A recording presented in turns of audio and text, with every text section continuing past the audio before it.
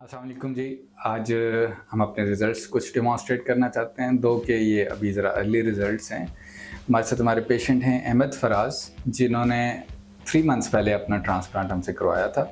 So at the age of this 3 months इनके results और क्या सिचुएशन होती है एट 3 मंथ्स, ये हम डेमॉन्स्ट्रेट करना चाहते हैं। आप कैसे हैं अहमद साहब? ठीक हूँ, आप सुन डॉक्टर साहब। चलें, गुड।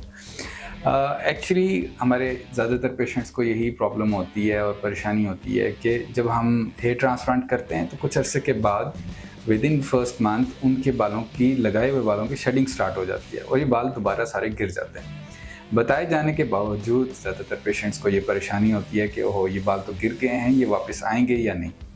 दो कि हमने उनको ये बात पहले से बताई होती है, लेकिन इसके बावजूद भी वो परेशान होते हैं।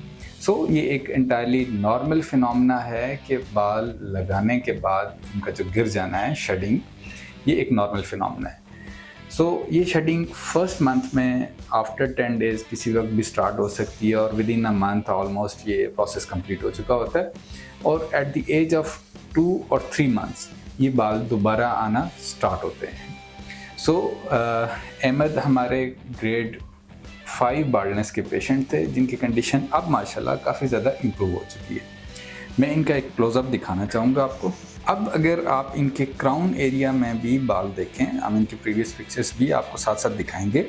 उसमें अगर आप देखेंगे तो इनकी काफ़ी ज़्यादा थिनिंग थी और इसकी मिनिएचराइजेशन हुई थी। अहमद साहब एक रेगुलर फॉलोअप वाले पेशेंट हैं, हमारी इंस्ट्रक्शंस को फॉलो करने वाले पेशेंट हैं।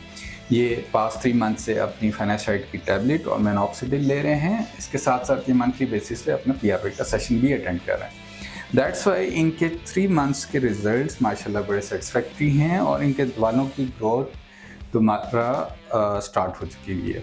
सेकेंड या थर्ड मंथ में इन बालों की ग्रोथ स्टार्टिंग में स्लो आती है और लगाए हुए बाल, तमाम के तमाम बाल एक साथ नहीं ग्रो करते, बल्कि अगर 4000 हेयर्स लगे हुए हैं तो एवरी इंडिविजुअल हेयर जो है वो अपने टाइम लाइन के मुताबिक ग्रो करेगा। कुछ पहले ग्रो करेंगे, कुछ लेटर ऑन और कुछ बहुत डिले के साथ।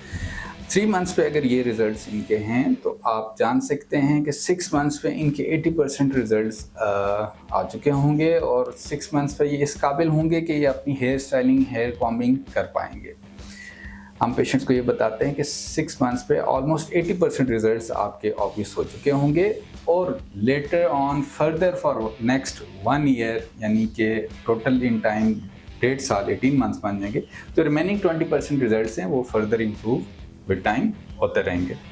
शुरू में जब ये बाल आते हैं तो आप देख सकते हैं क्लोजअप पे कि ये बिल्कुल थिन है। जो ये अपनी डायमीटर इनका बढ़ता जाएगा, ये थिक होते जाएंगे, साथ ही डेंसिटी वाली लुक भी बढ़ती जाएगी। At the age of 6 months इंशाल्लाह ये जो स्कैल्प इनका अभी नज़र आ रहा है ये कम्प्लीटली झुक चुका होगा, क्योंकि उस वक्त बाल थिक हो चुके होंगे। एक कॉमन इशू जो पेशेंट्स के साथ है वो हेयर ट्रांसप्लांट सर्जन्स की बताई हुई मेडिकेशन को लोग अवॉइड करते हैं। जो फेनास्ट्राइड और मिनॉक्सिडिल का रोल है इन पेशेंट्स में वो बड़ा सिग्निफिकेंट है। उसकी 2 रीज़न्स हैं। जैसे कि मैंने बताया कि ट्रांसप्लांट करते हुए इनके क्राउन पे और इनकी साइड्स के बाल बहुत ज़्यादा थिन थे, तो उन मेडिकेशंस का नंबर 1 फ़ायदा तो ये हुआ कि जो इनके अपने ओरिजिनल हेयर्स थे, नॉन ट्रांसप्लांटेड हेयर्स थे, वो भी दोबारा अपनी हेल्थ गेन कर चुके हुए हैं। प्लस इनके जो रिज़ल्ट्स आ रहे हैं वो भी ज़्यादा हेल्दी हैं। फेनास्ट्राइड और मिनॉक्सिडिल का काम ही यही है कि वो जो थिन आउट हेयर्स हैं उनको वो दोबारा थिक करते हैं। इस थिनिंग को हम अपने मेडिकल टर्म में मिनिएचराइजेशन कहते हैं। मिनिएचराइजेशन को ख़त्म करके वहाँ पे थिक बाल आते हैं। हेयर ट्रांसप्लांट के रिजल्ट्स 3 चीज़ों पर डिपेंड करते हैं, एक सर्जन की एफर्ट पे, एक पेशेंट की केयर पे और तीसरी चीज़ जो सर्जन की बताई हुई इंस्ट्रक्शंस हैं, यानी कि मेडिकेशंस और पीआरपी थेरेपीज़। अगर ये तीनों चीज़ें बखूबी की जाएंगी तो रिजल्ट्स अच्छे होंगे।